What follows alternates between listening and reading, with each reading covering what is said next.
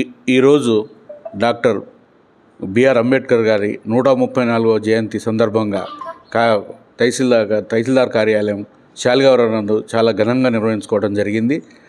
ఈ జయంతికి ప్రభుత్వం తరఫున చాలా ప్రత్యేకత ఉన్నది.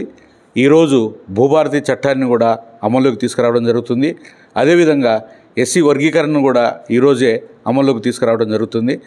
మరి డాక్టర్ బిఆర్ అంబేద్కర్ గారి రాజ్యాంగం పొందుపరిచిన విధంగా మరి నేను ఈరోజు ఇక్కడ తహసీల్దార్గా చేస్తున్నంటే మరి ఆ రోజు డాక్టర్ బిఆర్ అంబేద్కర్ గారు రచించిన రాజ్యాంగమే ఇందుకు కారణం.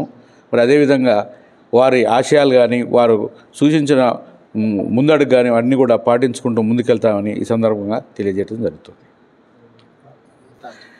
అంబేద్కర్ గారు రాజ్యాంగ రచనతో పాటు నిమ్నజాతి అభివృద్ధికి చాలా కూడా దోహదం చేయడం జరిగింది. మరి మొట్టమొదలు కూడా స్త్రీలకు మహిళలకు ఓటు హక్కు కల్పించడంలో కూడా వారు ప్రధాన పాత్ర పోషించారు. అదేవిధంగా ఈరోజు 18 సంవత్సరాల ఓటు హక్కు కూడా వారి రాజ్యాంగ స్ఫూర్తి వల్లనే వచ్చిందని కూడా మనందరం కూడా ఈ సందర్భంగా గుర్తు చేసుకోవడం జరుగుతుంది.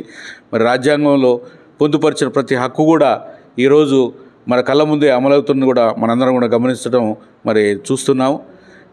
ఇక ముందు కూడా వారి ఆశయాలకు వారి మున్ముందు రాజ్యాంగం ద్వారా ఇచ్చిన మన హక్కులను కూడా కాపాడుతుంటూ బాధ్యతలు నెరవేర్చుకుంటూ ముందుకు సాగుతామని మరి ఈరోజు వారి జయంతి సందర్భంగా ప్రతిజ్ఞ చేయడం కూడా జరుగుతున్నది.